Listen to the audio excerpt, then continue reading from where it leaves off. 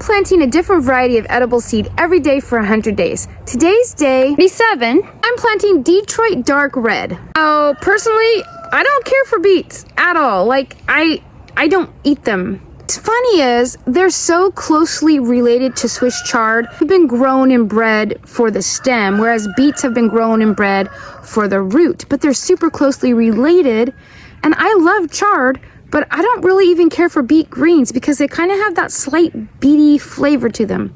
However, I grow for other people besides myself.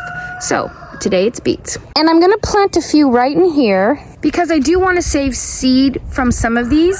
This bed is really good. It doesn't get all soggy wet all winter, so I can save seed from plants that are biennials, which beets are, so they will not go to flower until next spring.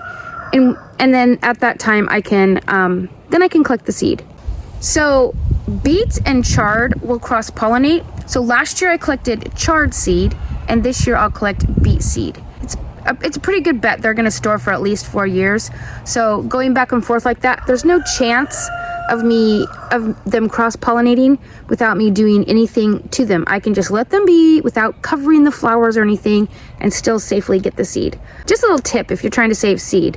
Sometimes it works to save seed every other year from plants that can cross. There's a carrot going to seed, so I'm going to be collecting seed from this guy. Check out that kale going to seed. I've started to tear it down. Honestly, sometimes I just like to let plants go to seed so that I have all that extra vegetative matter, which then will decompose and fertilize my future vegetables. A lot of plant material there.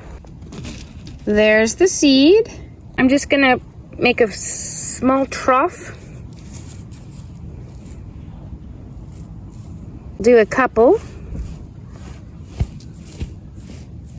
And I'm just gonna space them every couple inches.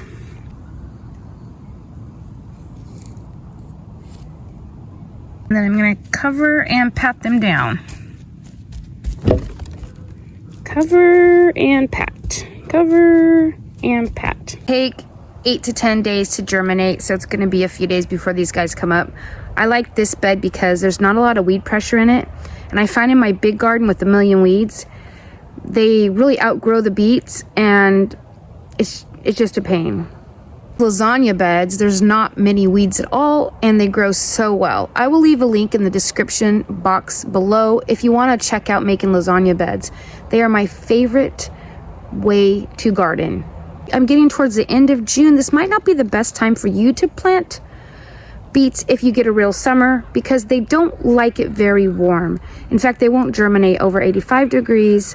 And they really like it between 60 and 70. So if you look at your future temperatures as to when your climate will be that way in the fall, I'm ready to plant at that time. I can handle a light frost, so keep that in mind as well. If you think you have an idea of what I might plant tomorrow, go ahead and leave it in the comments below, and we'll see if you're right.